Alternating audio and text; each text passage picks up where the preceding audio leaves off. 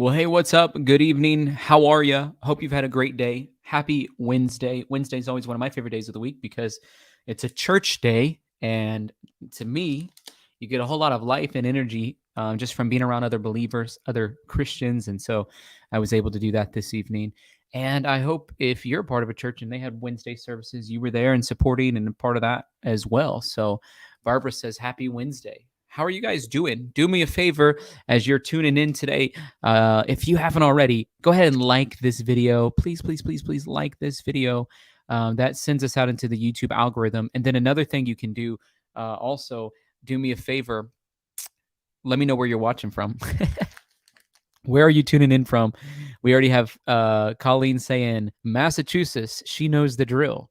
She's tuning in from Massachusetts. Indiana. Hey, Karen. Hope you're having a great day today. Another Massachusetts, United Kingdom, Texas, Cleveland, Las Vegas, Ottawa, Canada, New Jersey, Oklahoma, Indiana, St. Louis, Missouri, Virginia, upstate New York, Tacoma, Washington, Ohio. Great to see you guys. We have Tennessee in the house, Canada, Pennsylvania. Terry says, I'm still in Australia. Thanks for joining us. Thank you for joining us. North Dakota here. I don't think I've ever been to North Dakota. I've been to a lot of places. I don't think I've made it to North Dakota. I've been to South Dakota for sure. I don't think I made it to North Dakota yet. I want to go to all 50 states, and I've been to most of them. Florida, Vermont. I've never been to Vermont. I want to go so bad. Arizona, Ontario, Utah, Kansas City, Oregon, Virginia, Florida, Michigan in the house, Pennsylvania, Brazil. I want to go to Brazil too. It's on my list of places. Like I have a short list of places that I want to go, and Brazil is like, ooh, it's so close to the top. Like I really want to go to Brazil. We have New York in the house. Deb says, receive my cup. I love it. Deb, that's great. Can you send me a picture? If you guys ordered something from tylerfellow.com/merch, please send me a picture. I want to see it. It means a lot whenever when I can see that. Kentucky, Texas, New Hampshire, Georgia. Oh, Diane says, I'm watching from bed, so won't be able to apply, but I don't know anything about the trial. Thank you, Diane, for tuning in. I don't know much about the case. Really, I was not, like some of the others were saying, they just weren't paying attention to the news during that time. I was not paying attention to the news during the time either. However, there's some things about the case trial that took place today I wanted to get some feedback on. And a lot of people have a lot of thoughts about it. And if it's divisive, I don't know why it would be or how it is in the sense of the trial part of it. And again, I don't know much about the case, so forgive me. I could be way out in left field. Northern Ireland, Virginia, but I do have some thoughts about that. So Veronica says, love you, Diane. Diane, we care a lot about you around here. All right. Well, listen, I also want to, is Martha on? I got in the mail today. Happy birthday, Tyler. Thanks for all you do, Martha Cab. And I got another notebook. I love it. So right now I'm still using the Don't Stop notebook that I got from someone else from the Feller family as a birthday gift. But today I got this one from Martha. And the person who got me this one said maybe I can use it to write down like answered prayer requests and things like that that's came through that. And I'm going to start doing that. But I still have a page I want to fill up before I start doing that. But I thought that's such a great idea. I want to use this very intentionally. And I'm going to use this one very intentionally too. And I love these notebooks. I'm like a big stockpiler because for some reason in my brain, I'm always like, man, I'm going to run out of stuff. And so I love to have just like surplus of supplies. And so now I have at least 4 of these notebooks, and I like to also leave them in different places so I don't have to carry it with me everywhere. So like I want one in my vehicle, and I want one in my office, and I want one in this room that I do these videos from. So, just something to think about. So I'm going to play this part of the Kyle Rittenhouse thing. And I was watching a bit of this just on and off again today when I had a couple of minutes. I was like clicking on the trial or whatever because it was live. But something that I thought was interesting, and it had to do a little bit about what we were talking about with Brian Laundrie and that case, was if your son was guilty in a situation, what would you do? And in this situation, this is what happened. He was at essentially a riot or whatever, a peaceful protest that turned out not to be so peaceful, apparently. And while he's there, he has a gun. I think he's only 17 years old at the time. Okay.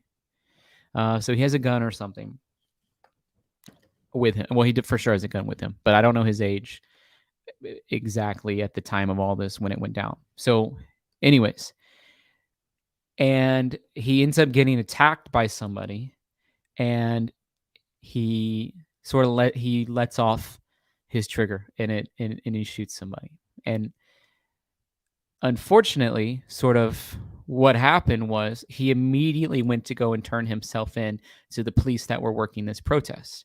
Well, whenever he got there, the police that were working the protest said to him, like, get out of here, get out of here, get out of here. They were managing the protest. And he was in Kenosha, Wisconsin. And when he went to try to turn himself in Wisconsin, that police officer was completely surrounded, and he lives in Illinois. So he goes home to his mom, and he tells her what happens. And they cry. They drive to the police department in their city, and they said, we got to tell them to call the Kenosha detectives and have them come down. The mom takes him there. And while he's in the lobby, he's sick to his stomach, and he's panic attacks, and he's hyperventilating, and he's throwing up. Remember, he's only 17 years old. He's 18 years old now. He's 17 when this took place. And this is just one little scene from the trial today, and it's heart-wrenching. And I want to pray for this family, and I couldn't imagine the amount of PTSD that they all have. And I know there's two sides to every story. I'm going off of essentially what the facts were. He went and told the police officer there. They told him to go on. He tried to go to the police department in that city. They told him, essentially he couldn't even get to it. He goes home, tells his mom. She sort of takes a deep breath, cries, drives him to the police department. So, is a short clip from the trial today. Describe your approach to car source number 3. As I'm walking down Sheridan Road, I hear somebody scream, "Burn in hell," and I replied with friendly, to let them know, hey, I'm just here to help. I don't want any problems. I just want to put out the fires if there are any. I continue walking, and then I notice the Duramax. I notice a flame in the back seat of the Duramax, and I step towards the Duramax, and as I'm stepping forward, I believe his name is now Joshua Zeminski. He steps towards me with a pistol in his hand, and as I'm walking towards to put out the fire, I drop the fire extinguisher and I take a step back. Okay. When you step back from Mr. Zeminski, what's your plan? My plan is to get out of that situation and go back north down Sheridan Road to where the car source lot number 2 was. And did you get back? Were you able to go in a northerly direction? I wasn't. Describe what happened. I just want to pause this video real fast because I don't appreciate comments like this one from Chameless. Oh, Tyler, I was a fan and am no longer. He's not the victim. Horrible that you feel that way. Listen, I'm processing this along with everybody. And I think that everybody in the chat right now, this person and otherwise, should leave room for people on both sides to have opinions about this. It's unacceptable that you're so one-sided that somebody who's just presenting one side of an argument ends up with this statement, and we're literally 2 or 3 minutes into this conversation. That's totally unacceptable. So anybody who's on this chat tonight, there's room for you, whether you agree or disagree on the situation, and there has to be. And Kathy says, okay, I'm done. Tyler wants no politics. From my understanding, there's no politics about this whole situation going on. I don't understand it if there are politics going on. Okay. And so I just want to tell you this. If you are so stuck in your ways that nobody else can have an opinion that's opposite of yours, then you really need to judge your own heart and allow yourself to be humble so that you can at least hear the viewpoint of another person. The reason our country is in the situation that it is in today is because people are so one-sided about every single issue, and it irritates me and it drives me up the wall crazy. I have room for people who believe opposite about me on 1,000 different items, okay? And I'm ready for the rest of the country to come together. It's something that we've done really well on this channel, but 2 minutes into a stream, people getting upset because the conversation begins to just share what was literally said in court today from a fact basis. All right. In court, under oath, from a fact basis. I didn't even make an opinion about anything. In fact, I said in the beginning, I don't have an opinion quite yet on all this. I don't know if it's divisive. If it's divisive, I'm sorry, but I'm going to tell you what was said. And so everybody can have their opinion. I have no idea about what happened, if it was self-defense or not. I didn't even mention that. I said, to me, it seemed like he was trying to do the right thing, where he went and tried to turn himself in, and they didn't accept it, and went to the police department, and then they didn't accept it, and then he went home, and him and his mom processed it, and they immediately drove to their local police department, who wasn't super taking it seriously. Okay? So, I feel bad for this kid. He's 17 years old. All right? He's a child. I feel bad for him. All right? Heartbroken for him, actually.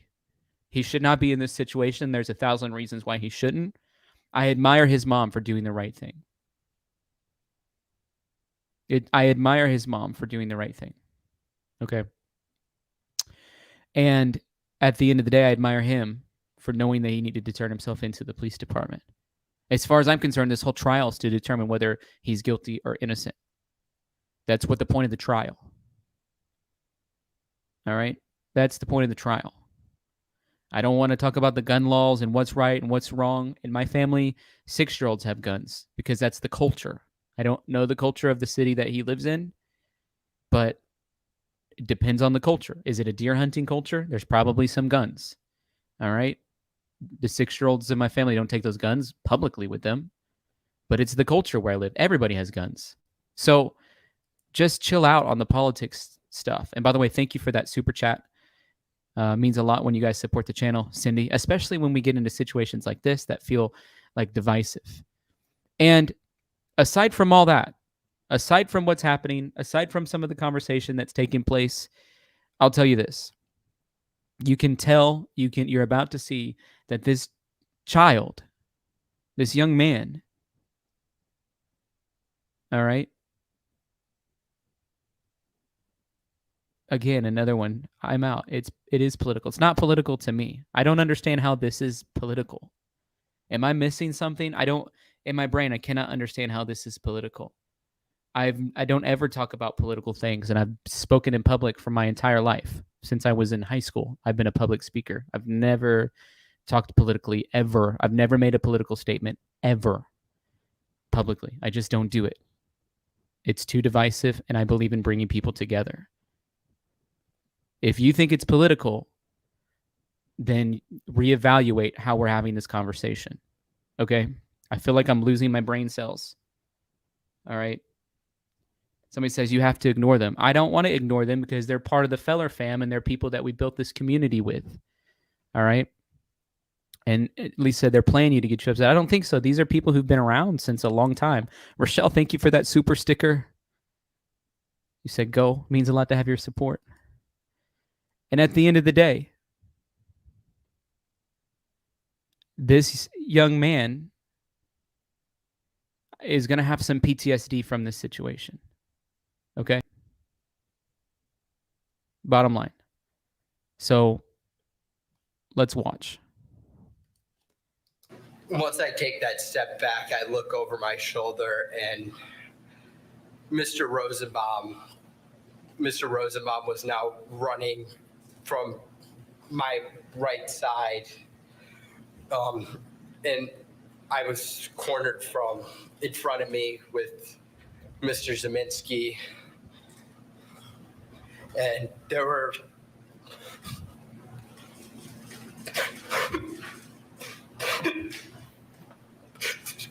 three people right there. Take a deep breath, Kyle.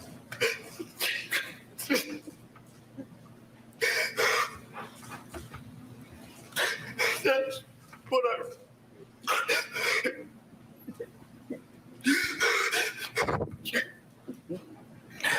that's what I run. We're going to just take time for our break anyway. You can just relax for a minute, sir. We're going to take a break about 10 minutes, and please don't talk about the case during the break. Read, watch, or listen to it. So that's pretty much what happened. Avery says this isn't political. This is more about parenting skills and how far a child should be allowed to go in his intentions. Thank you, Avery, for that super chat and that thought. Appreciate your insight on this. Joan says, Tyler, you did nothing wrong. I pray for people who make opinionated comments so they may open their hearts and learn. Thank you, Joan, for your super chat and for your thoughts and comments on that. I'm with Michelle when I see this. Again, I told you guys, I know nothing about this. I hate divisive issues. Listen, here's an example. I used to love football. I used to know everything there was to know about football. I went to a million football games in my life. All right. And the moment that some of the issues that took place on a football field became so divisive that it wasn't about football anymore, I just stepped away because I don't want to be in those conversations. I don't like dealing with unnecessary drama and issues. I just stepped away from something that I loved and used to really enjoy. And I have no idea what's going on with football. The same thing happened in the media over the course of the past 5-10 years, especially the past 5 years as I'm getting older and know what's going on. So I stepped completely away. I have no idea about any of the circumstances that are happening with this case or with this trial or anything. All I'm saying is the facts of what came out today. All right. And this broke my heart. Like Michelle was saying, this moment here broke my heart. Lisa, thank you so much for that super chat, that super sticker. It means a lot to have your support. Really appreciate it too. It's a little fox. Jennifer, welcome to the Feller fam. Glad to have you. Means a whole lot. Debbie says this is heartbreaking on so many levels. I'll say this too, like just as I'm watching and hearing him sort of have some of these conversations, like I felt like he's a very mature as far as the way he articulates himself, 17 and 18-year-old. Like I'm around a lot of 17 and 18-year-olds and they don't articulate themselves as well as this young man was articulating himself. And so I felt like this was an important, somebody's saying change the subject. I'm going to change the subject in a minute. I felt like this is an important conversation to be having. Somebody through a godly perspective needs to bring some light on it. Somebody who can apparently see past, maybe my brain doesn't even register it. Somebody who can apparently see past whatever political agendas are at play and just try to get down to the bottom line of what was happening here. This kind of goes back to some of the stuff that was happening at Astroworld. There's no part of me that thinks an 8-year-old or a 9-year-old should have been in an Astroworld Travis Scott concert. I don't think that a 17-year-old should be carrying around a gun like he was in public to a rally or riot or whatever. However, I felt like he was doing the right thing by trying to turn himself in. Nobody would even listen to him. Nobody would even listen to him. And he turned himself in. I don't know if he was protecting himself or not. I wasn't there and I didn't hear him really go in deep about that. I didn't hear another eyewitness account of what happened there. I don't know anything about that. My heart breaks for this young man over what happened, whether he is completely guilty or whether he's innocent. My heart breaks for him. If he's completely guilty, then he needs redemption that can only come from Heavenly Father. If he's completely innocent, then he needs healing that can only come from Heavenly Father. And on top of that, the families that are impacted and are grieving, they need the Holy Spirit inside of them. Julie, thank you for that super chat. You said there are two sides to every story. Support you, Tyler. Thank you. There are two sides to every story. And thank you for that super chat. It means a whole lot.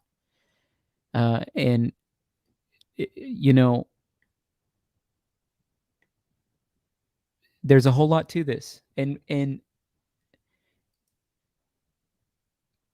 People will watch a 2-minute clip and make a judgment, and that's totally wrong. People can watch a 2-minute clip of me and make a judgment, and they have, and they've been totally wrong. Somebody sent a super chat last night apologizing for doing that. Tina Fry says, right or wrong, that child is full of remorse. He needs love and guidance right now. You're exactly right. You are exactly right, Tina. Thank you for saying that, and thank you for that super chat. It's impossible not to, Michelle Gordon says, that I believe this young man is remorseful. Marissa says, I don't feel he's remorseful. There's two sides to every story. Here's the better thing. Avery's saying this. Maybe this is something some other people would agree with. All right? His mother needs charged. She drove him from Illinois to Wisconsin and put him in the streets armed. I just can't with his mom. See, there's things like that that need to be talked about.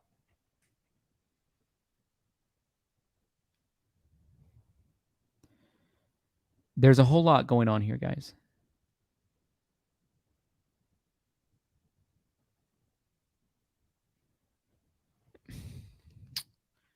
I'm pretty upset tonight, honestly, with this conversation, with the fact that so many people are so one-minded and one-sided about issues they can't even hear another opinion. And we'll move on to Gabby, but I'm going to come back to I'm going to come back to the other topic on a different day, and I'm going to come back to it with even more information and probably with even more vigor and probably even more righteously angered about some of what's happening, because it's unacceptable the way that some people are acting in the comments.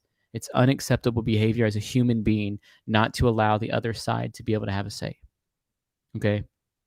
It's just unacceptable. If you have people in your life that you completely cut off because they have an opinion about something, that's totally unacceptable. All right? Happy Caffeinated Couple, thank you for your super chat. You say, one of the big reasons that I like this channel is being able to explore ideas and issues from all angles. That's what I love to do, and learn from input from others. With people I agree with, and with those I think I might not agree with. That's what I love to do. It's a skill set that I think I have. And you can tell that it's a hot topic for me.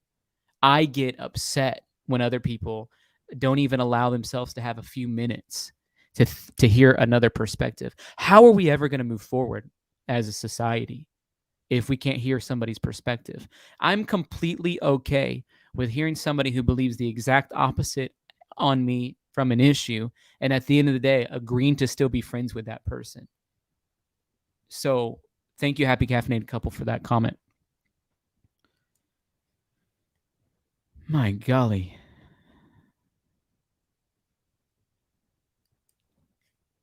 We need the right kind of people in this country. That we're going to go nowhere.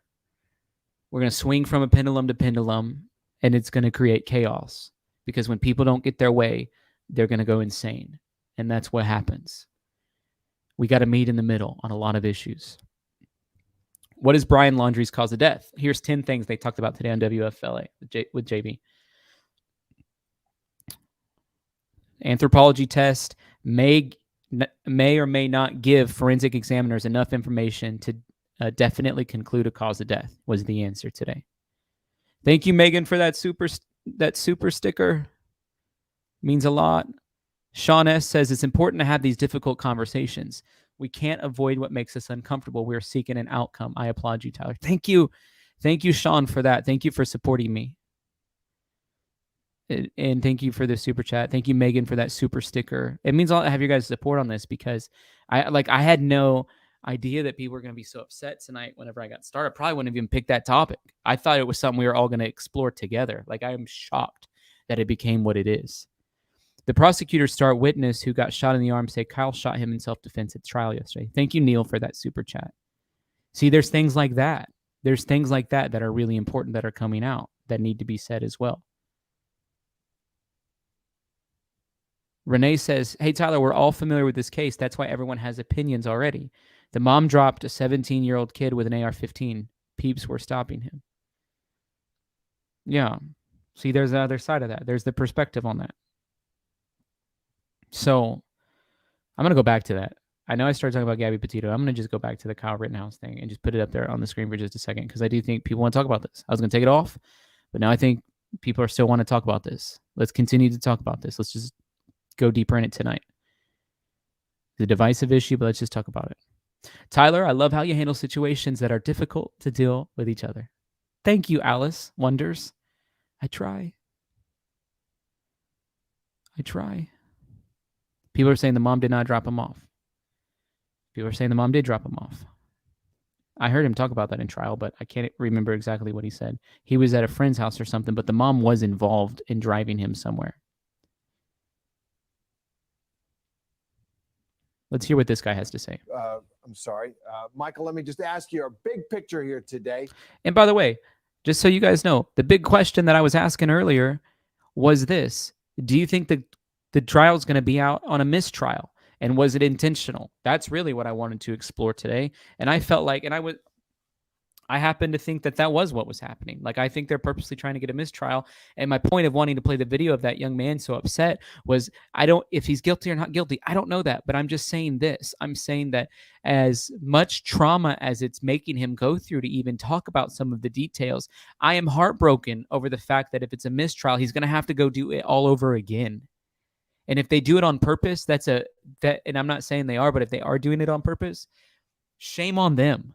Shame on them for doing that if they're doing that on purpose. If they're purposely getting a mistrial and then they're going to have another trial again and that young man's going to have to go on the stand again and go through all that stuff again, I hope it doesn't come to that.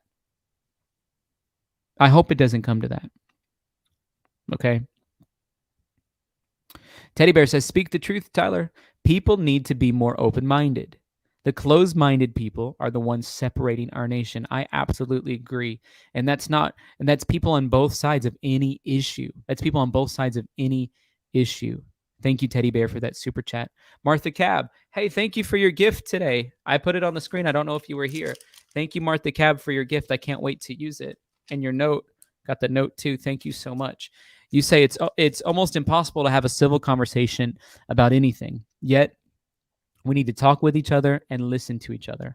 I agree 1,000%. Come on, guys. Let's talk to each other and let's listen to each other. If you disagree completely with me on whatever issue, can you allow me to have a couple of minutes to process through it? And I'm a verbal processor anyways.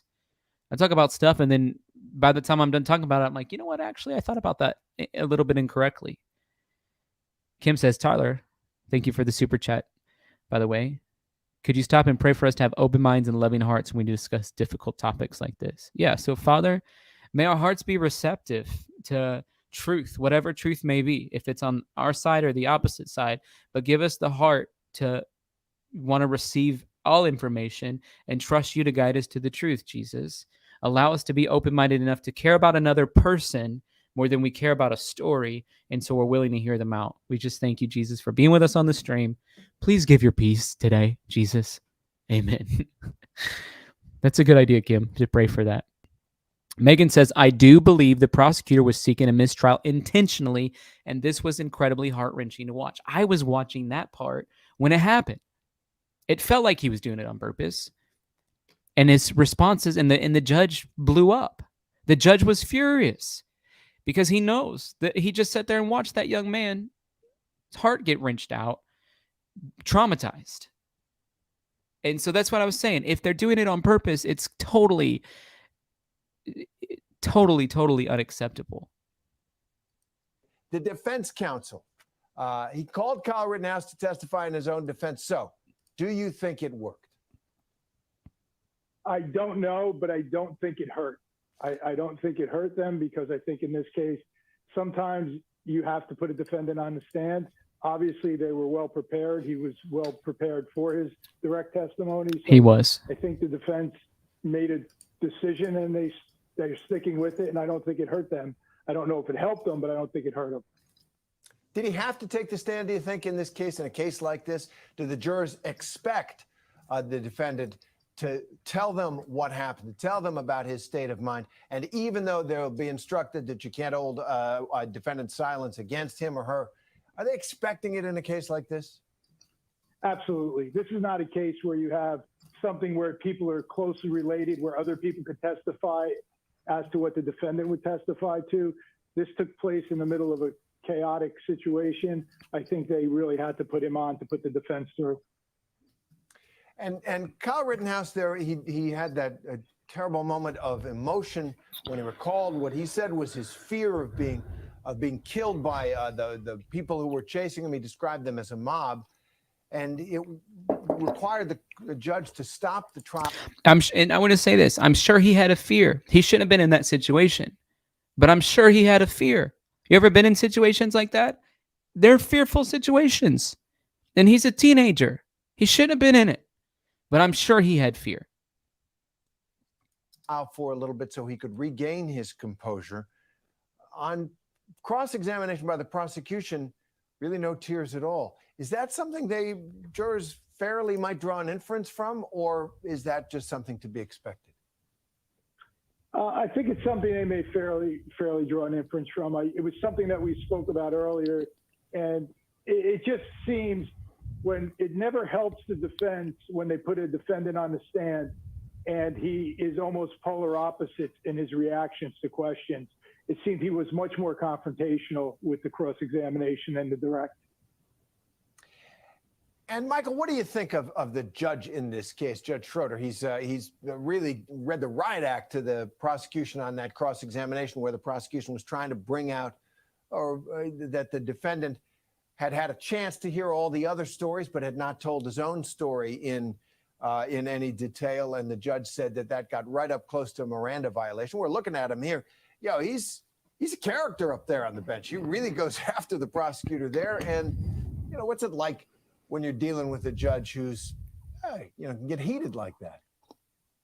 Well, listen, being sometimes a person who lets my emotions take over, especially when you're in court, it's understandable.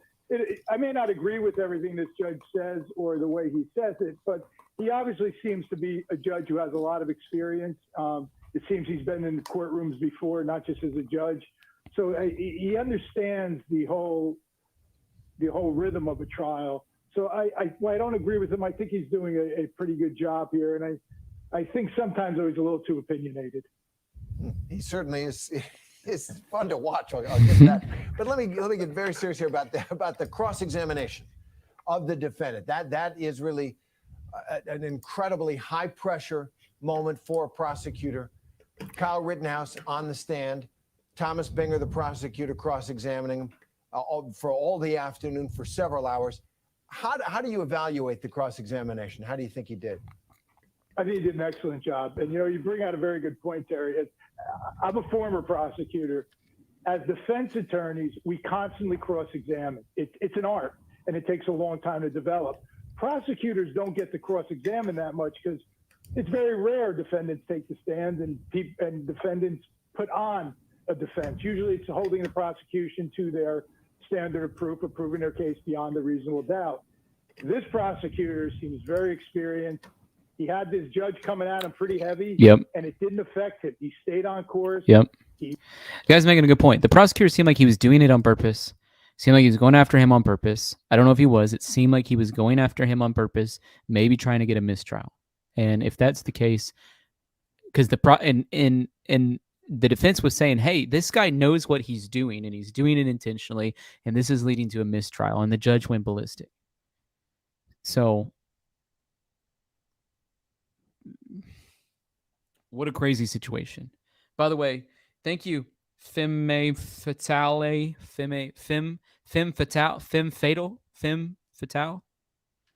Thank you for joining the Feller fam. Thank you, Jennifer, for joining the Feller fam as well.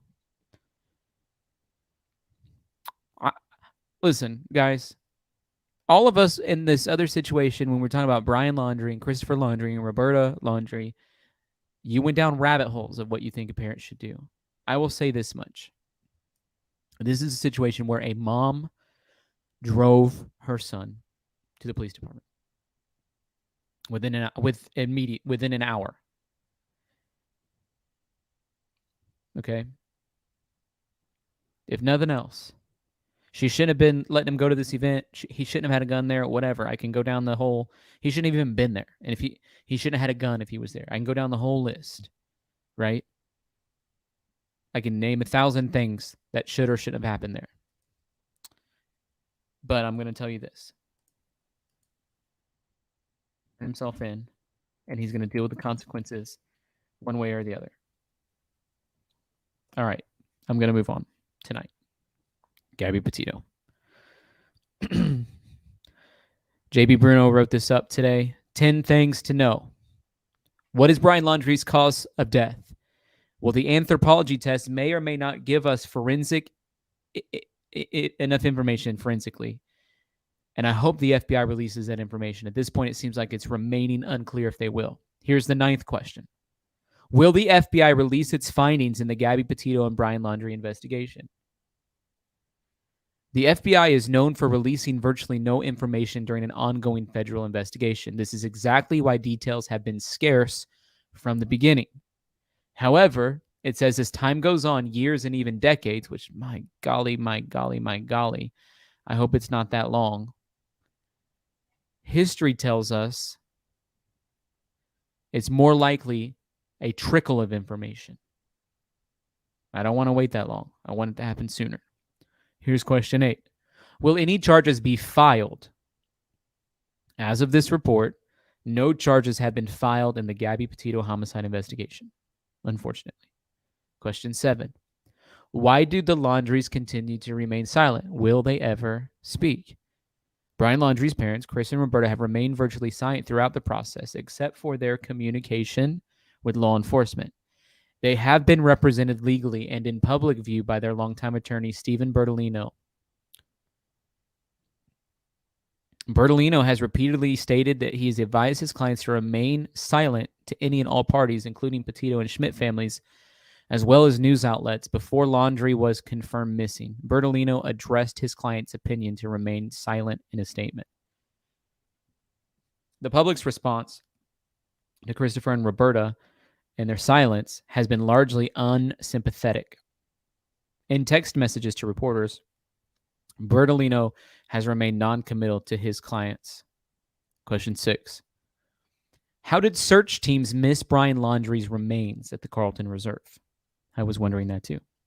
Many online commentators have asked how countless members of law enforcement at the federal, state, and local levels did not see Brian Laundrie's bag or his remains at the Carlton Reserve during intense search efforts in September.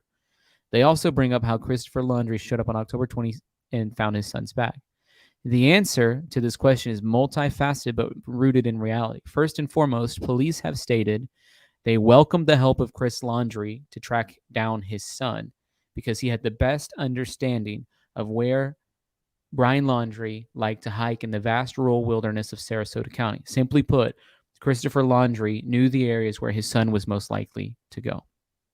During the discovery of Brian Laundrie's belongings and the remains soon after, Chris and Roberta Laundrie were accompanied by a police escort. Steve Bertolino later told 8 on Your Side that the parents walked down the path that he had been searched for and looked at many times. At some point, while the parents were there, Bertolino and Christopher Laundrie found a dry bag in the woods that he brought over to Roberta Laundrie, who had remained on the trail. He confirmed with Roberta that was Brian's belongings, and momentarily after that, the law enforcement officer came out of the woods and showed Chris and Roberta a picture of a backpack. Bertolino said law enforcement said the backpack was found near some remains. After the parents confirmed the backpack belonged to their son, Bertolino said law enforcement indicated it would be best for them to leave. Beyond that, it can't be understated how much Mother Nature played a key role in the discovery of Brian Laundrie's remains. Water levels were at a wildly inconvenient level for search efforts. A dry spell in October allowed the water to recede and reveal what was underneath. It is entirely possible for search teams that they were over, on top of, or near the remains in September, but had no idea because of the water levels. Number 5. What's in Brian Laundrie's notebook at the Carlton Reserve? Will we ever know? It's a great question. In the FBI's October 20th news conference, after the remains were found, Special Agent in Charge, Michael McPherson, stated that a backpack and a notebook were found in the same area. The mention of the notebook is noteworthy not only because the information it potentially holds, but also because the FBI was in no way required to reveal any specifics on the items that had been discovered. The notebook immediately became a focal point of rampant speculation, theorizing, and of all things, hope that it may contain answers in the deaths of Gabby Petito and Brian Laundrie.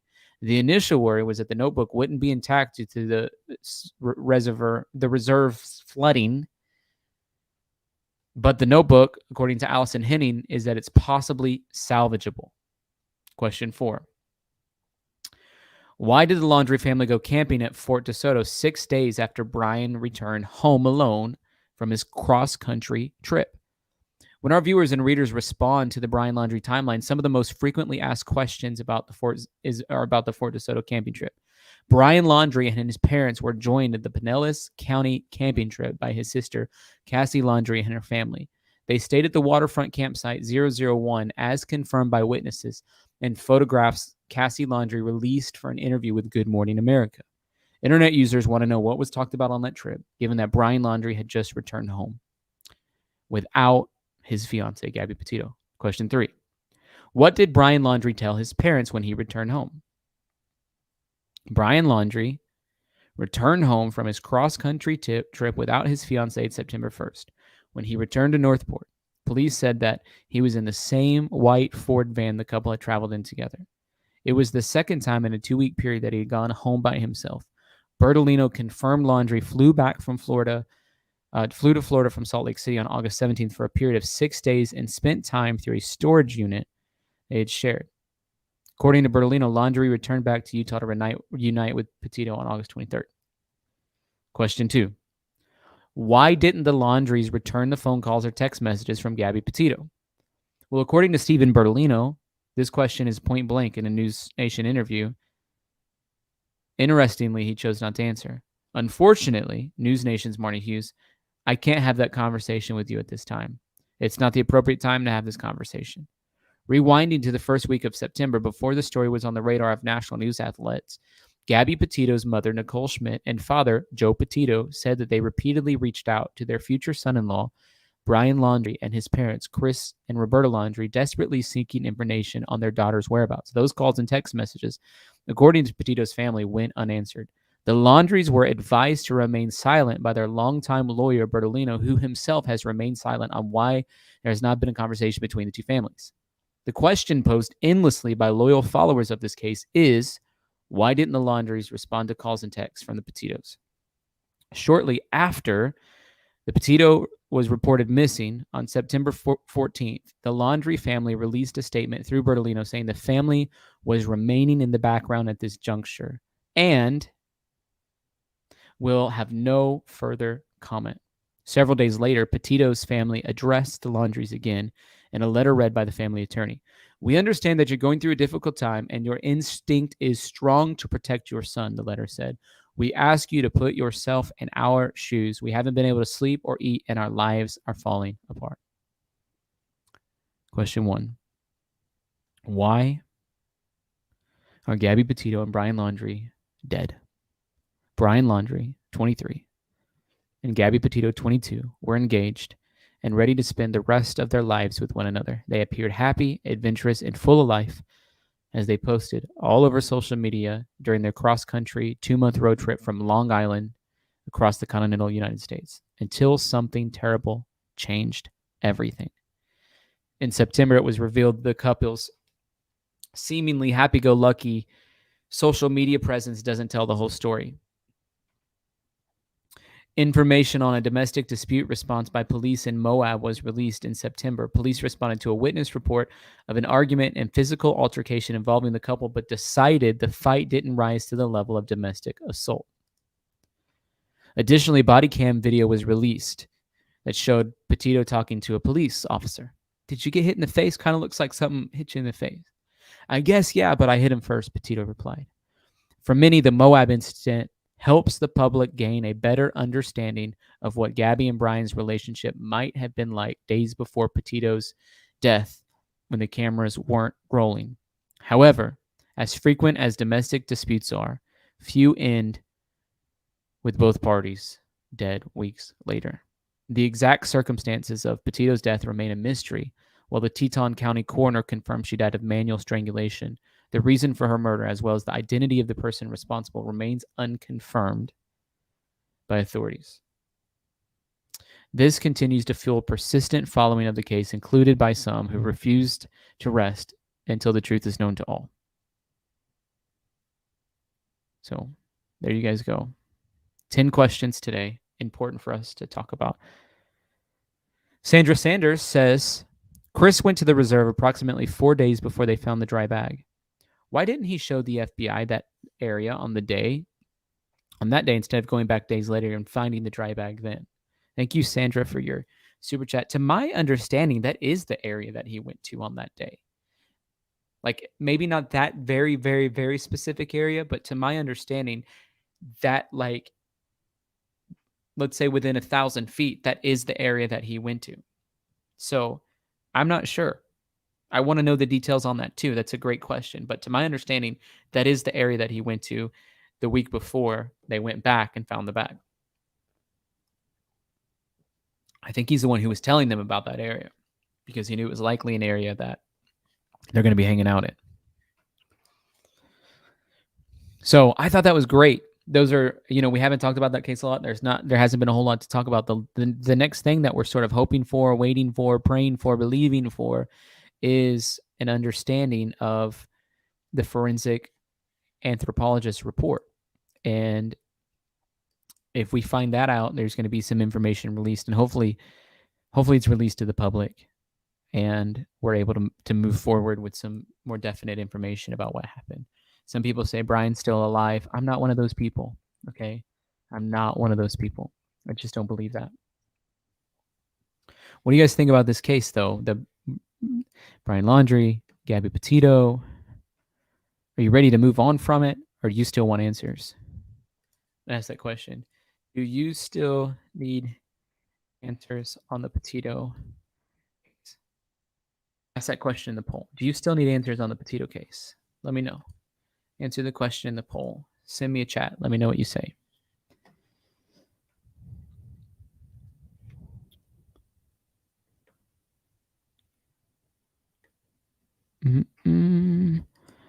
Lisa says, was it confirmed Gabby and Brian moved to New York? No, they were visiting New York. They went to go visit Gabby's family before the trip. By the way, that wasn't a super chat I just put on the screen. That was a normal chat. For all the haters out there, I do, just because I put super chats on the screen, people say, you only put super chats on the screen. No, I put every chat on the screen.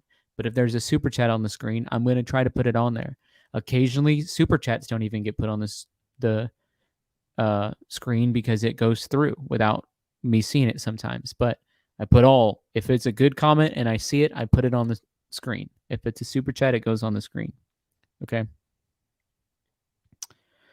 That's how it goes around these parts. All right. I'm going to let callers call in just a second. I don't want you to be divisive, but there's another case that's been going on we need to talk about. And again, I don't understand how there's so many young men in the past month that we're studying and learning about that go missing with all their clothes in a pile. Somebody explain that.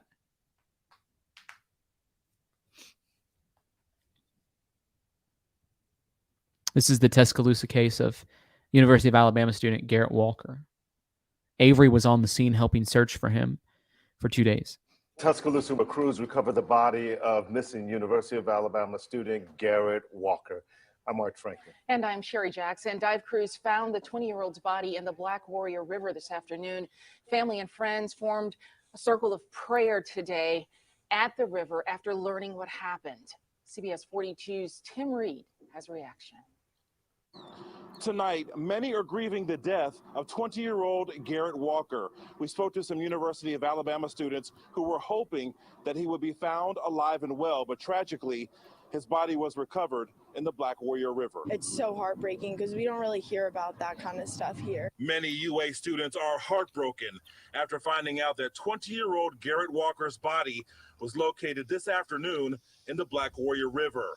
After searching for 2 days using boats and underwater sonar, dive teams found the victim just after 4 o'clock. Walker was last seen early Sunday morning at a bar in downtown Tuscaloosa. His cell phone and some of his clothing items were found along the bank at the Riverwalk. And as a community, I feel like we just all really came together, and I'm so glad that we were like able to find him. And like my roommate's girlfriend was really good friends with him, and it's just like heartbreaking to see how she is like on a daily basis after this tragedy has happened. Well, yeah. We have positively identified the victim. He was recovered by divers. Family has been notified. We've also notified the students. So we're not going to take any questions at this time because this is an ongoing investigation. So sad. It's not something you hear about a lot, especially here. It seems like a pretty safe campus, but we always talk about girls traveling alone, and not only do girls need to travel with people, but guys do too. It's scary. The University of Alabama Counseling Center is available this week for anyone who's grieving this loss. In Tuscaloosa, Tim. So I've been to Tuscaloosa before. I've been to the University of Alabama before. This is heartbreaking. It's a terrible situation. And I know the mom was there, sort of on the scene, doing, whatever she could do to try to help find him. And then I'm sure distraught the day before, and definitely distraught when they did find him. It's heartbreaking and it's terrible. And I'm praying, at least one way, I'm glad they were able to recover his body, because we're talking to some of the people that we've been having conversations with. Jason Laundrie, for example, Daniel Robinson, for an example. And we haven't been able to recover their bodies. At least this family's able to recover the bodies, but it just opens up a whole host of other questions that have to be asked from this point. And those questions are going to be serious, and they're going to lead to some, sort of some things that might be uncomfortable for people to have to come to grips with. And so it's certain things like that we got to keep our eyes and ears open for. And if anybody's in situations, I'm going to put the link in the chat, by the way. If anybody's in situations where you're in dangerous situations, you need to get out. You shouldn't be drinking alcohol, walking down the street by yourself. And I don't know if that's what happened or foul play was expected. I think word on the street is that there's some foul play that's expected. So foul play is expected. We've got to get down to the bottom of that. Avery says he was already a pilot, was majoring in aerospace engineering, top-notch kid. He was murdered. See, that's what I was just saying before I even got that super chat. I think word on the street is there's some stuff going on that was a little bit deeper in this. And that's important to talk about. Thank you, Avery, for that super chat. Patricia, how are you? I'm doing very well, Tyler. I really am. And I can see that this has been kind of a challenging program tonight. I wanted to say, first of all, that I appreciate how you managed to keep it balanced. And I realize that there's people that do have differing opinions. I did do research on these cases, and I stick to facts. And I, like others, do speculate. Some of us have opinions. I don't know which case you would like to talk about. I'm open. I don't want to talk about the Rittenhouse thing yet until I know more information. I'm a newbie on the subject because I didn't even know it was divisive. So if you know about the Garrett Walker thing, I want to know about that. And Avery, I put the link in the chat if you want to call in too to talk about it, because Avery knows the most because she was actually there. That's awesome. The one thing that caught my attention again is what seems to be a pattern growing of missing persons where their clothing items are left in a pile, and very close by are there personal items like phones, etc. I don't understand that. It blows my mind. It's like, how is that possible with them not being connected to each other? I don't understand it. We have Alabama, Illinois, Texas, Arizona, 4 times in recent history within the past 3 months, 2 months, where this kind of things happen. I don't understand it. It just makes no sense. And with this latest case where they found him in that river, he was apparently at a bar or something prior to that. They're going to have to question people in the bar, the people who were running the bar at that time, his friends, of course. They're going to have to retrace his steps, how he might have ended up over at the river. So there's so many unanswered questions. I would love to hear what Avery has to say. She seems to really have done her research. So I can skip off this call, but if she would call in, I think we would all better understand this. Yeah, I sent her the link, so she'll probably hop on at some point. But thank you, Patricia, for calling in. Oh, thank you, Tyler, for taking my call. Everybody have a good night. Yeah, thank you. So, the case of Garrett Walker, the case of Jelani Day, the case of Jason Laundrie, the case of Daniel Robinson. Isn't it strange to you guys that all of these people are found, or all of their clothing articles are found and their belongings? I mean, I don't understand that. Do you think they're connected or not?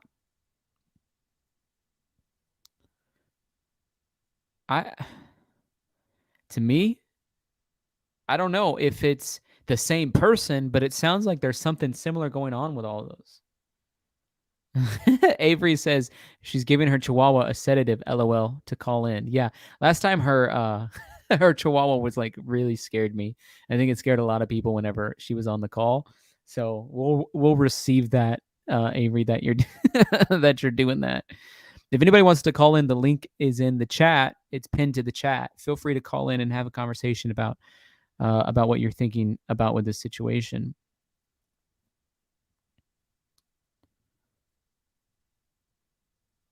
What if there's some form of gangs that are doing it to these young men? All of them basically were college students except for Daniel Robinson. So all of them were college students except for Daniel Robinson. And he may have been a college student. He might have been working on a master's degree. I don't know. I know he had already graduated from his bachelor's degree. He was a geologist. Crazy L says, could it have been some kind of ritual thing? Yes, for sure. It definitely could have been. Thank you for that super chat. Could have been a ritual thing. Could have been a fraternity thing. Could be completely unrelated. Could be a gang thing. At this point, we just don't know much about it. Aletha, welcome. I thought you already were a part of the Feller fam for some reason. Thank you for joining the Feller fam along with Jennifer and Femme Fatale, Pamela, Just Jules. Tonight, all have joined the Feller fam. Thank you guys for joining the Feller fam. It means a lot to have you. Archer says international criminal enterprises could be one explanation. And I haven't even done a research, but my research, if I did it, I'm sure there are other cases in recent history that are very similar. These are just the ones that are at the top of interest across the United States right now. And no one's talking about how, like the point that Patricia was making, nobody is talking about how similar some of these situations are. I think it's interesting. Somebody needs to be talking about it. I guess I'm the one to be talking about it.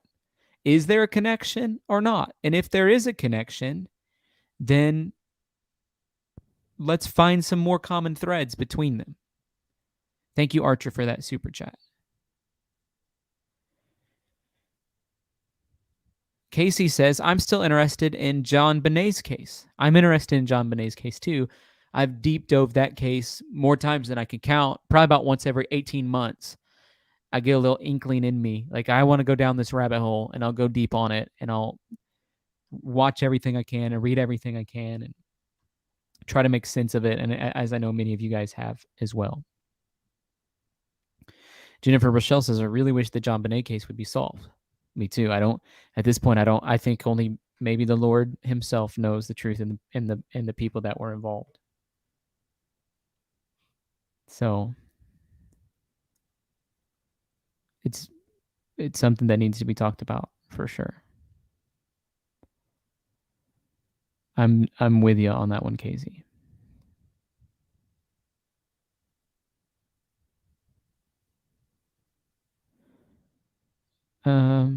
Amy says, I don't think they're related, but I do think it's routine for a specific group responsible.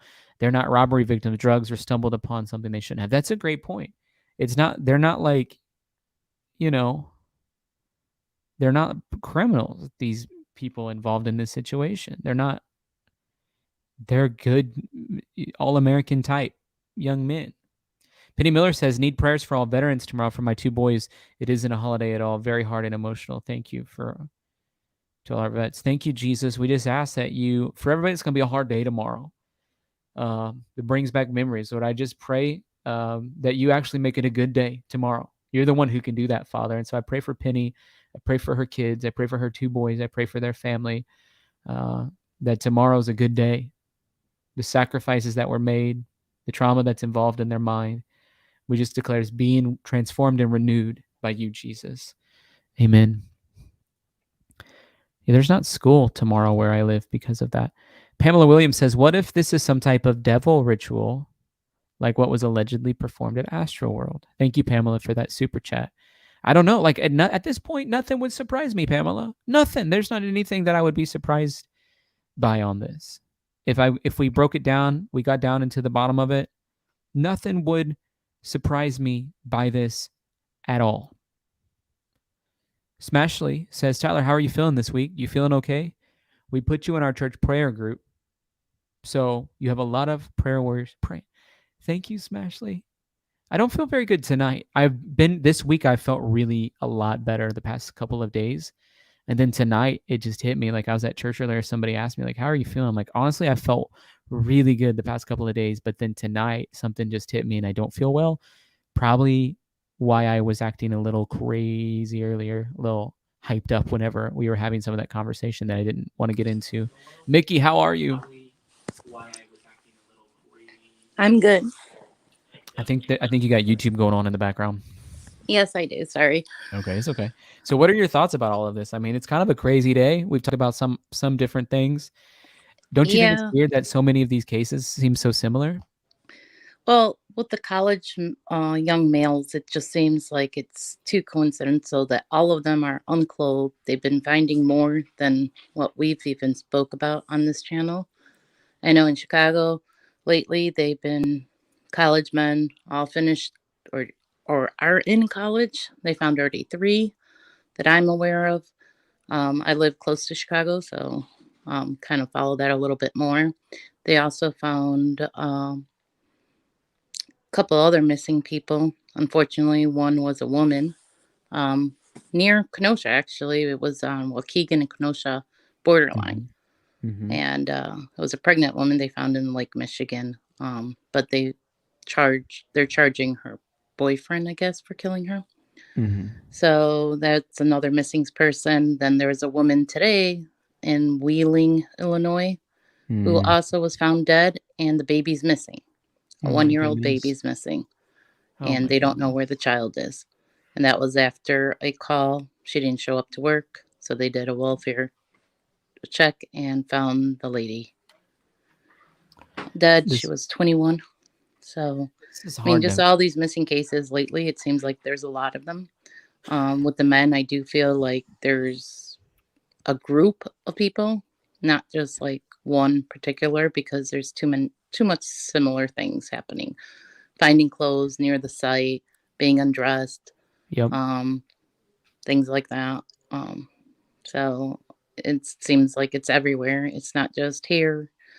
It seems across the country they're doing this. So that's why I feel like I don't feel it's one person killing these people and doing the same thing, or a truck driver or something like that. I feel it's like a group, whether it's cartels or I don't know, some kind of gang, or I have no clue what to think about them. It's just really sad. They're all usually men that are young and have a lot of life in front of them and seem like they were doing well. Yeah, all American types. And so it doesn't make any sense to me. I do think that it's very coincidental, if not related. And I don't know why other people are not putting together the pieces, but I do think maybe we need to deep dive into it a little bit. Yeah, you're finding the college students from DePaul, from University of Illinois Champaign, now you have the one that we talked about today, what was it? Was it Arkansas? No, it wasn't Arkansas. Alabama. Alabama. Yeah. So it's just one after another of promising lives coming. It doesn't seem like these were kids that were getting into a lot of trouble or anything like that. I'm not saying that, okay, they didn't go drink or they, something like that. I mean, a lot of college students do that, but I don't feel like they were into something so deep, like they were dealing or they were in gangs themselves. I didn't feel like any type of those type of children. Yep. So it's kind of sad to see, and I have kids around that age, so it scares me every time they leave the house. Yep. Especially if they tell me they're going to Chicago, and we're only 30 minutes away from Chicago, so. Yeah, if they're going to Chicago, I don't advise that. I can't stop a 28-year-old, so he's a man of, but I tell them be careful not to go, try to avoid it, come back at a decent hour, but I mean, this is happening even during the day things, so it seems like Chicago really went bad in the last couple of years. So. Yep, for sure. I try not to go there. I do go there occasionally, but I try not to. Yeah, we've always lived in the suburbs, so I felt like my kids were always shielded from it. But maybe because I shielded them so much, they actually love Chicago. Like they like all the things that there is to do there, the museums, the things to see. And it is beautiful before all the problems started. And I did feel safe going there before, but I don't go into Chicago anymore. So. Yeah. Well, thank you, Mickey, for calling in. Thank you. I appreciate it when Mickey calls in. Such a great part of our community here, and she had a great perspective on some of that we're talking about tonight, for sure. The link's in the chat if anybody wants to call in. We got Avery calling in. Avery, how are you? Hi. Can you hear me okay? We can hear you. I can hear you just fine. Yeah. Can you make sure everybody else can hear me? I think they can. Last time you were just really quiet. Oh, okay. Okay. So I came outside. That way my dog can't. And your dog was like scaring everyone. Yeah. So I'm sitting outside. Yay. So, oh my goodness, Garrett Walker. I'm going to try not to cry, but something happened between him leaving the bar and going back to his apartment. And I mean, from what I was hearing, it's foul play. But I mean, he was like, this boy had goals, and he had just left a football game with his friends. I don't know why he went over to that bar, but he went by himself. So I don't know if there was like a problem with fraternity brothers at the football game or what, but I mean, high GPA, already had a lot going for him. I just don't get it. Like he wasn't suicidal or anything like that. So I think they're going to find some kind of foul play. But it's just devastating. I mean, it seemed like even the law enforcement seemed to indicate that they may think that it goes that way, because they said this is an ongoing investigation, as if in their minds they think there's more to it. Yeah, and like they're saying, because when I was there, they were asking questions. Yesterday, they were asking questions like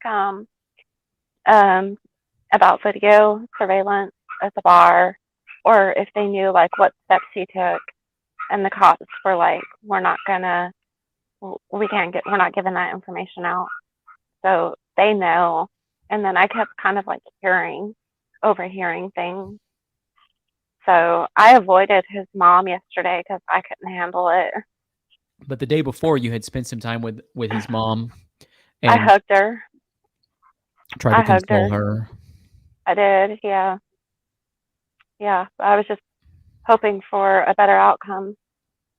And I imagine it this one is like really affected me because my daughter's 20 and she's in college, and so it scares me. Yeah. Yeah, it makes it, as relatable as some of the other cases that we've been looking at are as well, but for you it's the next level. You're in Alabama, Mhm. your daughter's in college, same age.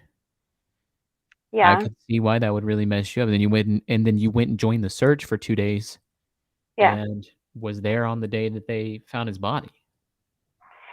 Yeah. Which, I mean, anytime there's like in my area or within driving distance, I've gone out and searched for a couple of elderly men who had like dementia. I mean, I'm always up for doing that. But this one just kind of hit a little harder. Mhm. So It's heartbreaking. it is. And I'm sorry all that happened to you in the beginning of your show. Yeah, I didn't. that was crazy, wasn't it? But I'm just not having it. Number one, I don't feel very good today, and that makes me have a shorter fuse. And then number two, I don't want to deal with. I like somebody needs to address this stupidity in our society, and I guess maybe the Lord's appointed me in this little small segment of the universe to do that because I can't handle people who can't even hear somebody else's comment on something before they throw accusations and negative criticism at somebody and then unsubscribe. I lost like 20 subscribers in the past since we've started this stream, probably more than that, from that little incident earlier. And see, people are going to have their opinions. I didn't realize that particular situation, people were so divided. So I had no idea. But there's a difference between having your opinion and thinking that your opinion is absolute 100% right. You have to be open, especially if you're going to be involved in shows like this. Yeah, I mean, and I felt like the same thing. I felt like I handled it really well. Gabby Petito thing, the Brian Laundrie, that whole situation. I felt like I handled it really well. I was trying to do my best to be balanced. I've been balanced on the Astro World stuff. I've been balanced on all of it, and I was going to do my best, and am going to do my best to be balanced on the Rittenhouse stuff. But apparently there's a whole lot more to it that people deem as political. Not everything is political, in my opinion. And even if it is a little bit political, we can scrape away the politicization of it and just look at the cold hard facts of what was going on and try to get past the, agendas of the right or the left and get down to the center of what actually was happening. That's actually what needs to happen. Right. I mean, I have a son, and when he's 17, even if it were political for him, I would be concerned that my 17-year-old would be that deep into politics. But that's just me as a mom. I don't know. But yeah, that's I don't another see thing. it Like, as I know very few, political. and I know a lot of teenagers, and I have a lot of teenagers in my family. I know very few of them that even understand what's going on in a political realm. Grandma Patty says, your daughter is 20? I thought you were about 20. Thank you, Grandma Patty, for that super chat. I have another daughter who's 23, and I have a grandbaby. Grandma Avery. No, Glamma.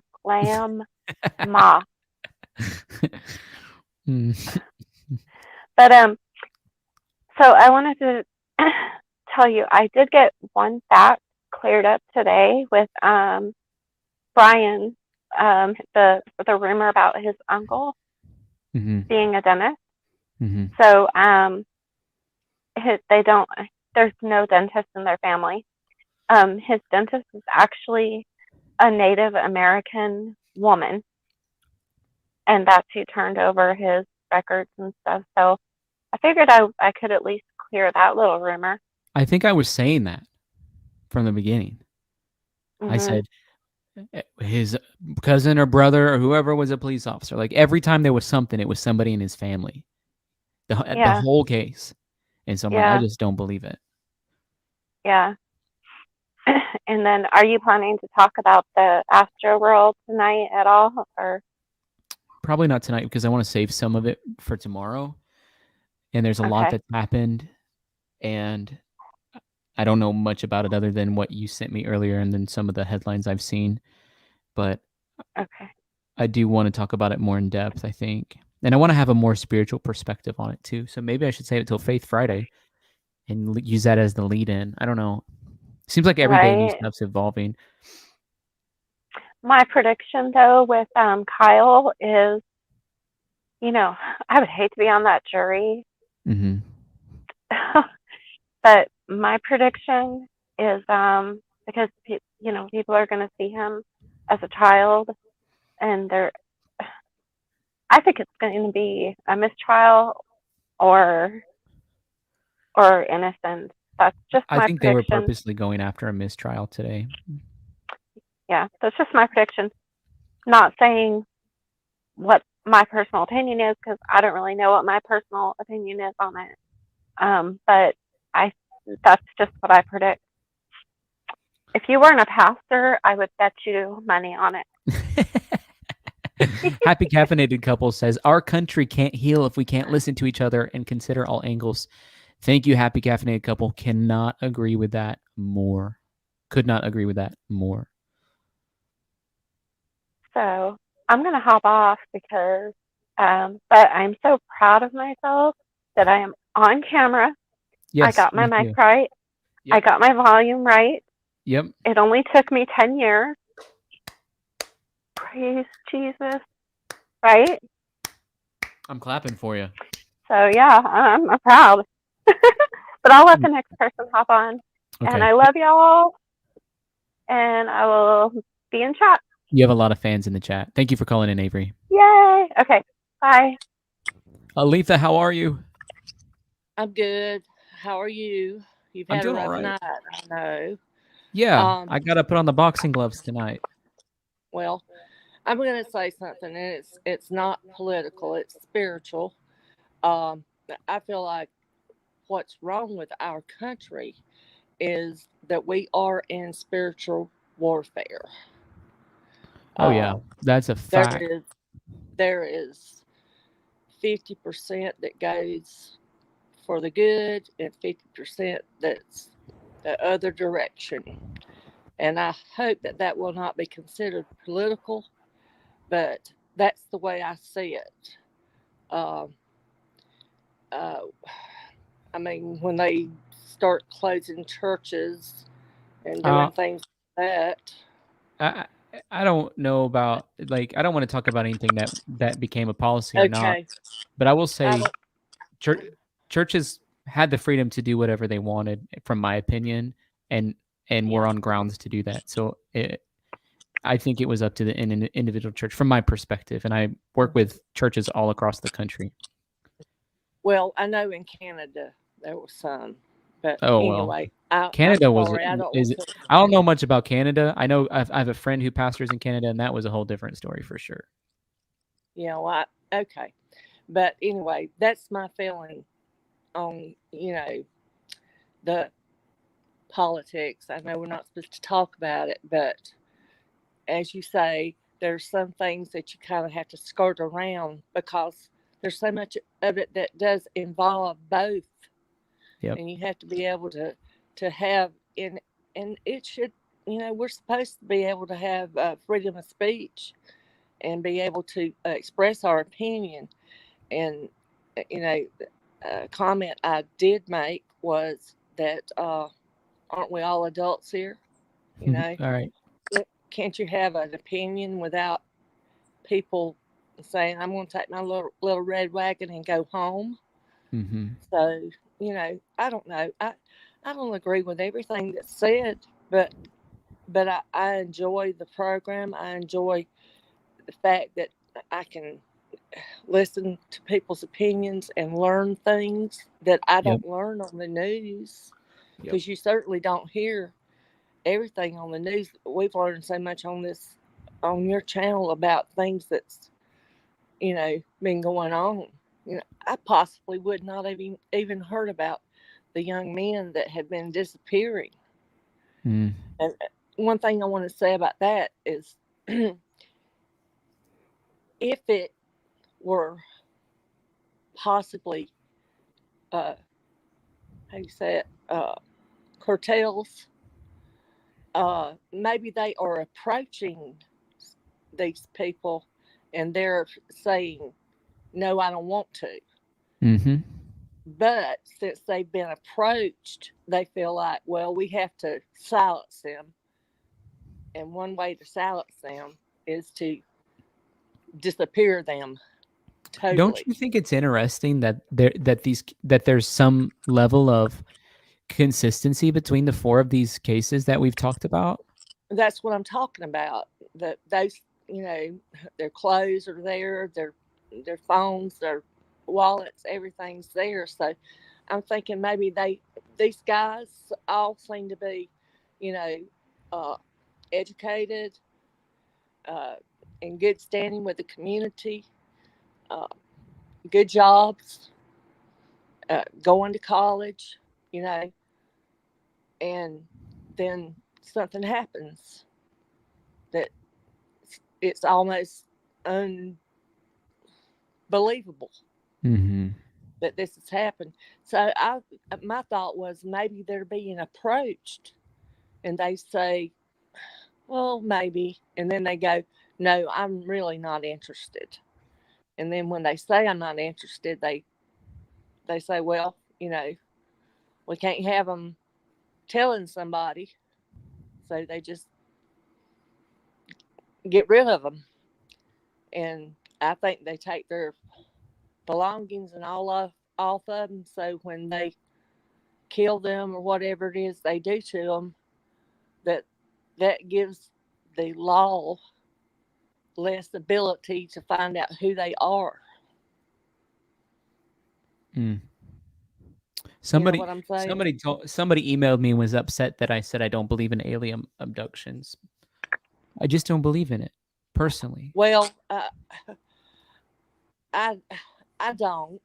I mean, I believe that God created the earth, and I don't. Well, He created the whole universe. Anything that's anywhere, He created it. But He put in us the need to need God. Mm-hmm. The desire to be spirit filled, for our spirit to be filled with Him. Mm-hmm. And I don't think He would have done that if He had just, put people here or things, other creations here and there and yonder. I don't think He would have done that. That's the way I look at it. Me too, Aletha. Thank you for calling in today, by the way. Okay. You take care, and I'm praying that you'll get to feeling better, that they'll find out what's going on with you. Thank you. I hope so too. Thank you. Have a good evening. Okay. God bless. Yeah, you too. Just Jules says this: I've been experiencing spiritual blockage and would appreciate prayers to finally be lifted. Also pray for healing and comfort. So, Father, I thank you for Just Jules right now, and I just pray, overwhelm her with your presence and with your grace, and anything that's an attack of the enemy over her life, I command it be gone in Jesus' name. And whatever area she needs healing in, we speak to that ailment, we speak to that sickness, we speak to that anything, if there's even a chronic or autoimmune disorder, we just speak to that. And in the mighty name of Jesus, we declare complete and total healing in her body, oppression from the enemy. Go, by your stripes, by your wounds, it's in your blood, Jesus. She's healed. Thank you for your word, declaring that. Amen. Thank you for letting me pray with you, Just Jules.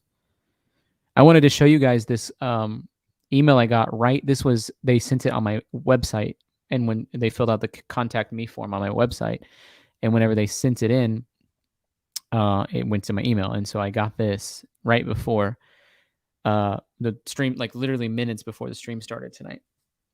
And it said, I just want you to know, Tyler, I've been following you on YouTube. Your approach and care to topics and listeners made me order your book. I was sent a request to review your book and send it in. Will do. I'm only on chapter 5. Reading your book brought me to a post on Facebook for a job. I responded and got it. More money an hour than I could expect. With God on my side, gave me my self-worth and courage to apply. with his guidance, I have overcome great trauma. Your book gave me the will to not stop. Thank you. Hey, she's only 5 chapters in, and the Lord's already moving in her life. She's a part of a group of people that I don't know how it happens. Like I posted online a couple times. We were looking for some people that would read it ahead of time and do a review because I need Amazon reviews before the book comes out.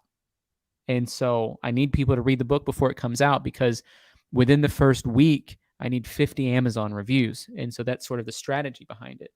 So she read it so she can leave a review. She's only in chapter 5 and her life has been already completely impacted by it. All right. Here, if you're interested in ordering the book, you can go to Amazon.com and just type in "Don't Stop Tyler Feller." It should pop up. There's the Kindle version here, $7.99. And then there's the paperback version here. And if you want to read some about it, you can read sort of like, there's some stuff there. You'll learn about the book and then some quotes that come from it from people. If you know things about ministry, you may know who some of these people are. Jed Willite, who's pastor of Central Christian Church in Las Vegas, a huge church, about 25,000 people. Randy Clark, who's a famous evangelist globally, really well known throughout the whole world, especially in Brazil right now. God really uses him. And then Brad Robinson, who wrote the book, The Shack Study Guide with William Paul Young. Many of you probably saw the movie The Shack. Well, he was a part of that movie and helping create the study guide that people would do. He's a board certified psychiatrist. And then here's some quotes from the book, if you're interested. When we rejoice in the face of our struggles, they will lead us on to the next victory. It's all in how you view your situation. It takes zeroing in on God in the midst of your struggle. That comes from Don't Stop, page 59. On Don't Stop, page 142, it says this: God's not mad at you. He does not hate you. He's not disappointed in you. He loves you. He knows what you did. He saw all of it, the good and the bad. But God's love outweighs our sin. You cannot imagine the cost he paid to clean up your mess. Don't Stop, page 142. God is a powerful God, but his greatest strength is in his intimate and committed love for us. Don't Stop, page 149. So if you guys are interested in that, you can pick that up on Amazon. It's an easy way to do it. It's also on my website, tylerfeller.com. Interested in purchasing it that way as well. And I also want to shout out, I didn't get a chance to shout it out earlier because we were in the middle of dealing with some stuff. Deborah sent me $10 on the Cash App and said, "Have a blessed birthday, Tyler." God bless. So thank you, Deborah, for doing that. Thank you for supporting me on Cash App. And I really like the Cash App. I just started using it like about a month, 6 weeks ago. Well, I had it already, but I had never really used it. But I just started using it, and since I've been on this channel, and it's just been a great tool, and I really enjoy using it. In fact, it's easy to even bless people and be generous on it. I had somebody that was a part of our channel who was just needed some help, and I get requests a lot to help people, but I really felt like anytime people ask me for help, I just pray like, "Lord, do you want me to do this?" And I felt like the Lord wanted me to do it. The best way was to help them via Cash App, and so I was able to do that. People were wanting to see Avery's dog, her Chihuahua. Well, here it is. Here's the dog. Right here. Here's the Chihuahua. Here's the one who, if you guys were on the call the other night, scared all of us. It scared all of us when that dog started barking. When that dog started going off a little bit crazy.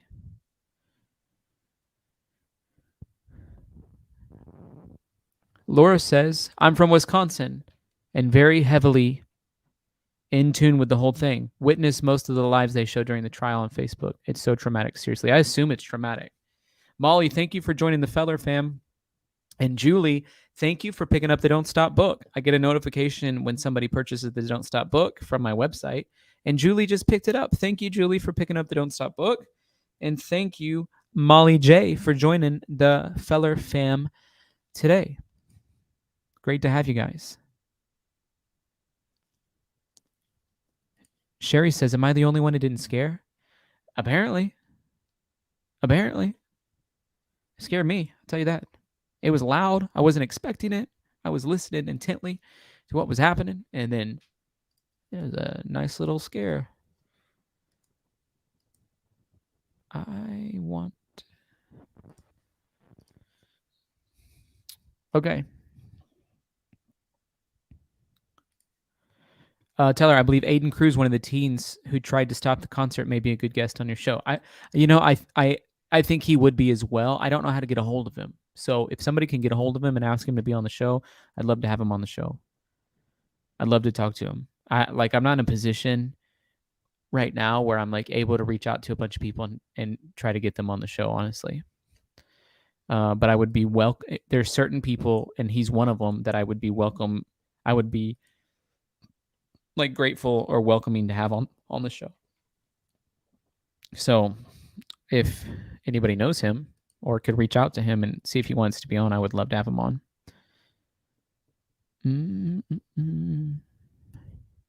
J Max says there are many things we can't explain in this universe. Yeah. I'm not going to disagree with you on that one. There are definitely many things that are unexplainable in this universe, unfortunately. For sure, many, many, many things.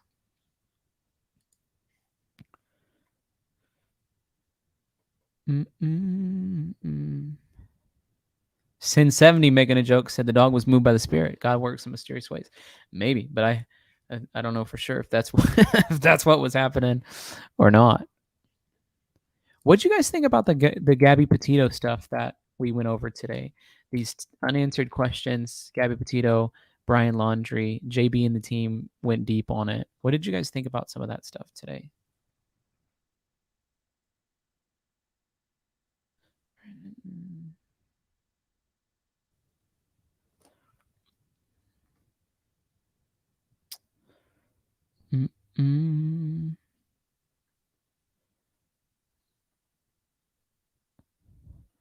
Yeah, Kathy says, frustrated by no answers. Michelle says, I want answers. Avery says they're spot on for all of this. I didn't check the poll. 87% of you guys, if you guys haven't already, will you vote in that poll? 87% of you guys are saying, yeah, we need answers still. Like, we can't move on until we have answers. And so I couldn't agree more with you guys. I want answers as well. If you guys haven't voted, please go vote in the poll. I'm with you on it.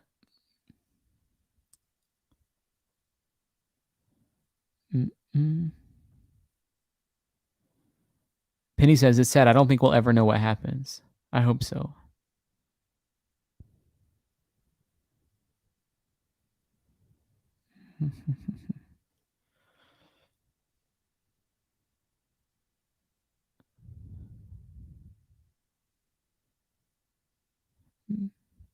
Avery says, I find it strange they haven't said Brian unalived her or not. I find that strange too.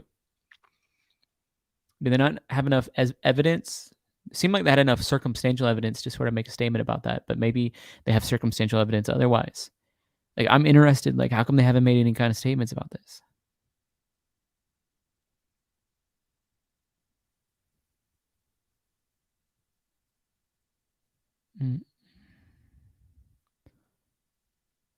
Bill says, I voted no respectfully. I don't want to know what's in the notebook. The parents can know, but I'm good with not knowing.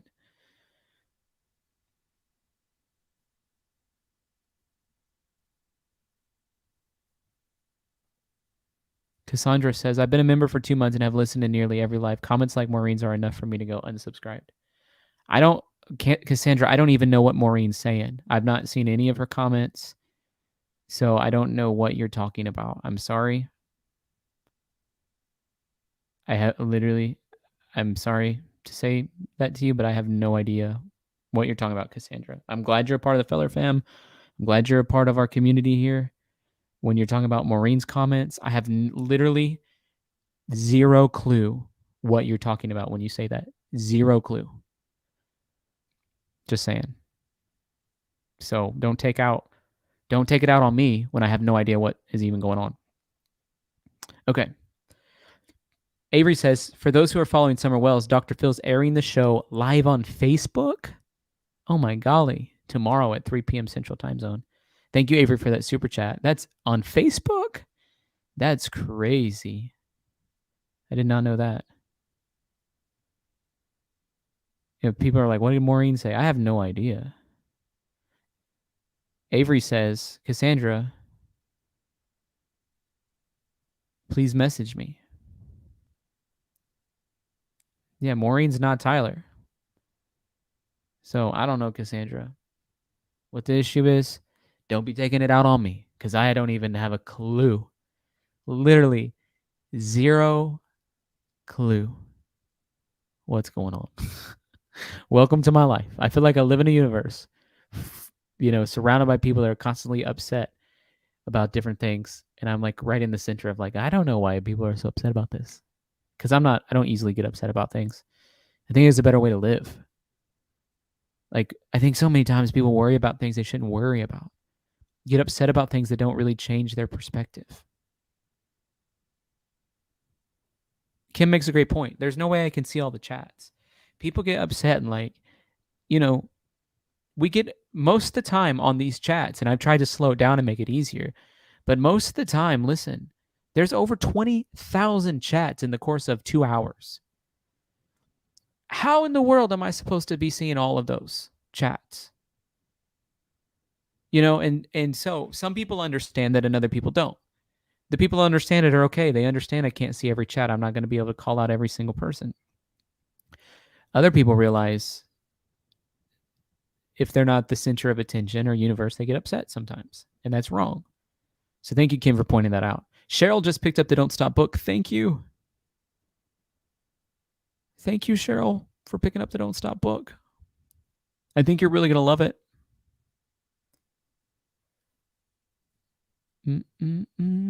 Anita says, I stepped away and something happened.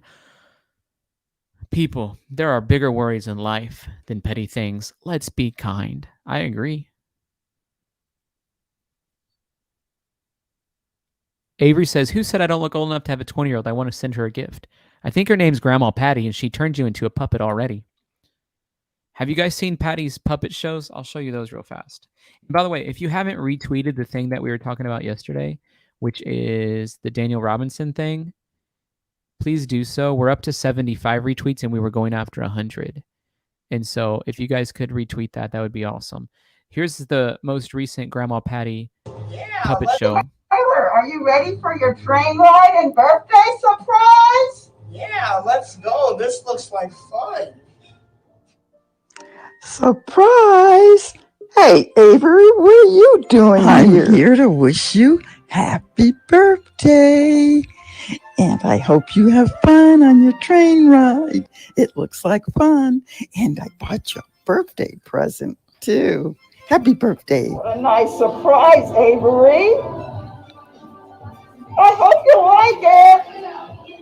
I hope you have fun on your train ride. Bye, Tyler. Bye-bye. Tyler, bye. Bye-bye, Tyler. Happy birthday.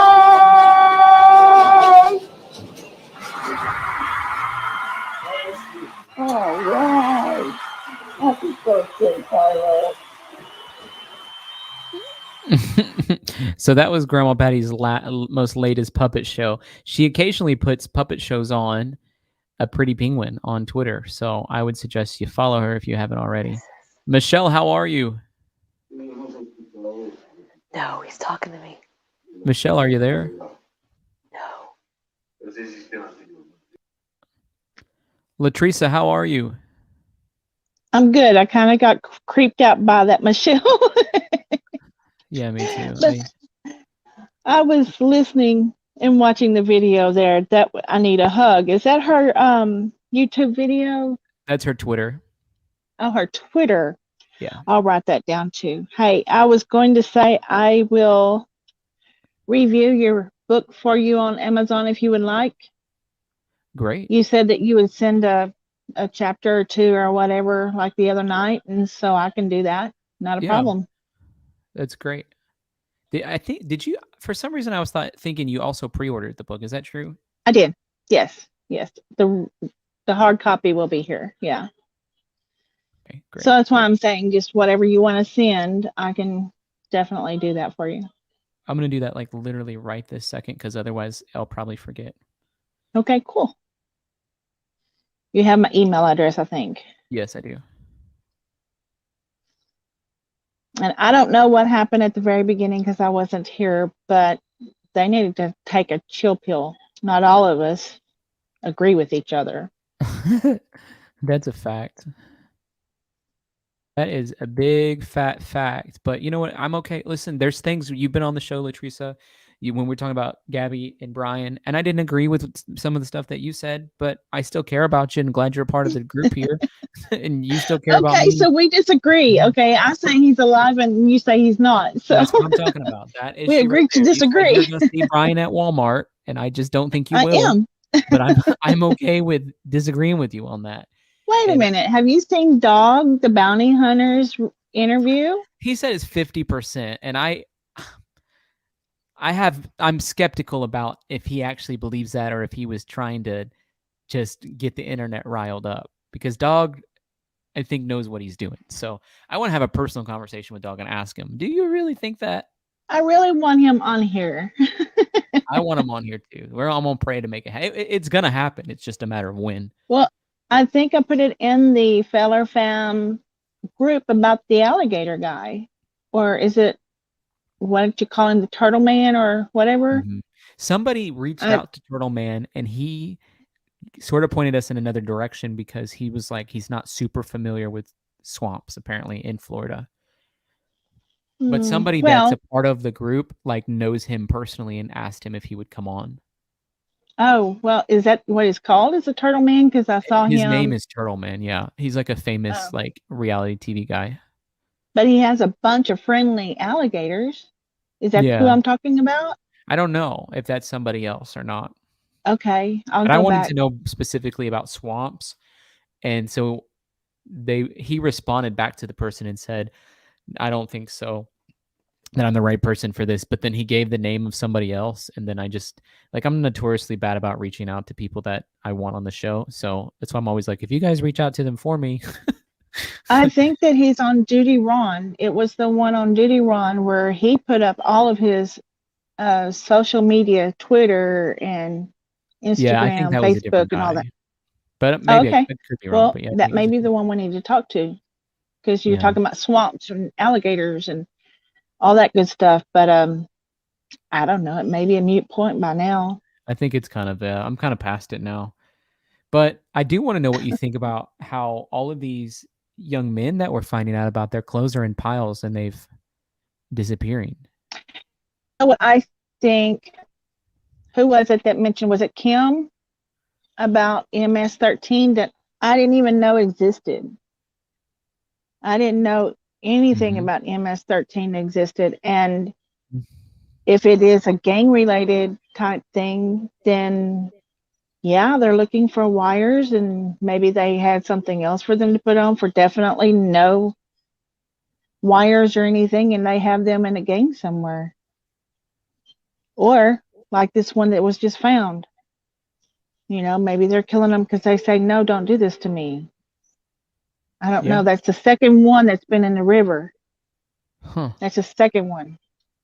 Huh.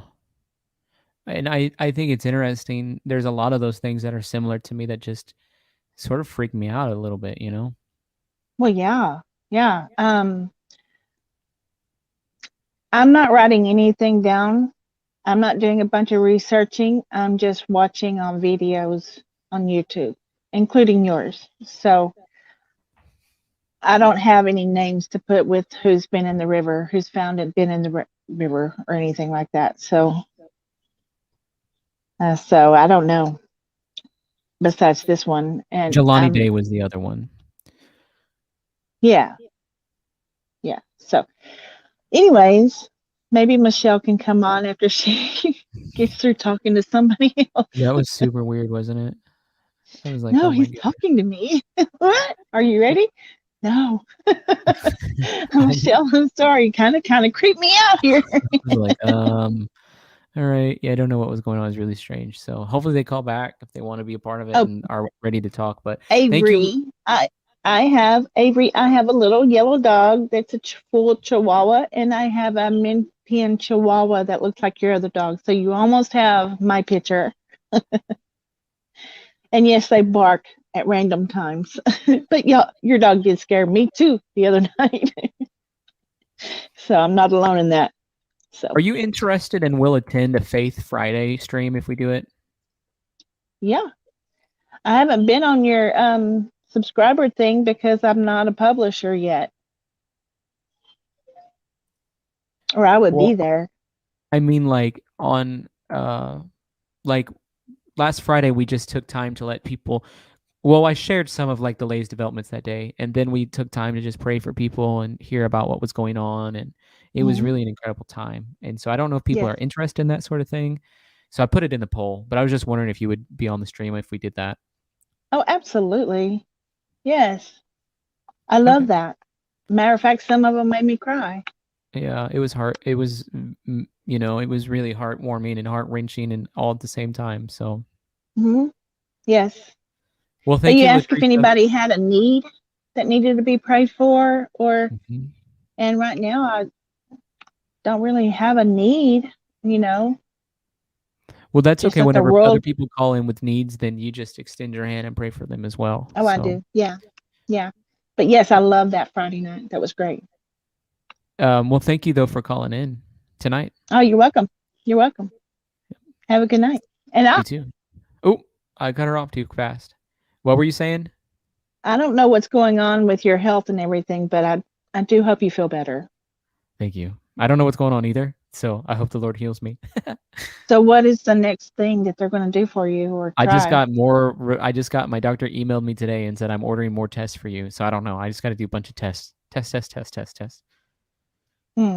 Okay, so it affected your brain, your heart. What else? My autonomic nervous system, and there's about 200 symptoms. So Okay. anything your Gotcha. body does automatically, essentially. So You have weight, you have times. Well, I know you said you can't eat very much. What about your nervous? Like, do you have a hard time picking something up and maybe dropping it? I dropped my phone on my face earlier today. You were falling asleep, probably. No, I wasn't. No, I don't know. I don't pick much things up. So mainly I'm exhausted a lot of the time, really tired. So I sleep a lot, and I just was watching a video about diabetics, and that's what I am. And I'm having a feeling that's part of my problem. It's being a diabetic, and it causing me to be fatigued, sleep a lot.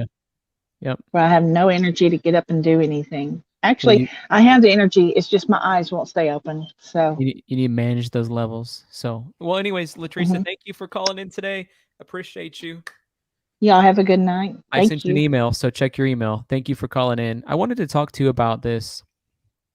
Thank you guys for retweeting. I wanted to talk about this Daniel Robinson petition that we put on the screen yesterday. We're up to 75 retweets on it. So that's incredible. Kathy says, I love your channel, how we can discuss and listen to each other's opinions and pray and encourage one another. Thank you for all you do. Thank you, Kathy, for being an invaluable member of the Feller fam, being a great supporter in the chats. It means a whole lot to have you around. And I am just really happy and proud to have you here. And you're important to what we do. Kathy, you mean a lot to me. This group is not what it is without you and without others like you. This group isn't about me at all. It's about the Lord positions me here to moderate and facilitate encouragement and prayer. That's the role that I play, and I know that. And I'm happy to play it. I asked you guys to sign this petition yesterday. Up to 76 retweets. And I just want to see where we at on the petition. So with that, I think we were at 90. Where were we at? 91,000 something yesterday. We're up to 93,000. So just doing a good job of getting more people to get justice for Daniel Robinson. This helps. The more people we have sign, the better it is. And so it's very important if you guys haven't signed that, to sign that petition. It's a good thing too. It needs support publicly. All right. I'm going to pray for you guys. And then we're going to call it a night. It was divisive. Thank you guys for those of you who purchased the Don't Stop book today. If you're interested in doing that, you can go to tylerfeller.com, click on Don't Stop book, scroll down, buy now. It's also on Amazon if you want to get that there. And I also have merch. It expires today. So if you're interested in getting tylerfeller.com/merch, it expires today. I would encourage you, 20% off. I don't set the coupons. I can't control them. To my knowledge, YouTube does all of that. Go pick it up. There's Feller Fan merch, Don't Stop merch, men, women, kids, and babies, stickers, all kinds of accessories, hats. I got a hat on. I got a Don't Stop hat on. There's different kinds of Don't Stop hats, too, if you're interested in those. There's Don't Stop little dogs, Feller Fam little teddy bears, okay? All kinds of things to pick from. And so that's the one I'm wearing right here, this hat here. Look how cute these little dogs are. These little teddy bears are. If it was a Chihuahua, you guys could send that to Avery. She'd probably like it. So let me pray for you guys that are watching. Father, thank you for everyone who tuned in tonight. I pray you surround them with your grace, your favor, your compassion, your hope. Anybody that's dealing with anything heavy-hearted, Lord, I pray they can lay it at your feet. They can cast all their cares to you, upon you, because you love them and you care for them. And so I just pray, Lord, we learn how to do a better job of that. And I pray for every single person that we talked about today and their families, Jason Laundrie, for the Laundrie family, for the Petito family, for for Garrett's family today, for Kyle Rittenhouse and his family, and for the victims that are involved in all of these situations. Lord, I pray every single person involved in these situations will feel your supernatural grace, your supernatural power. I bless them in Jesus' name.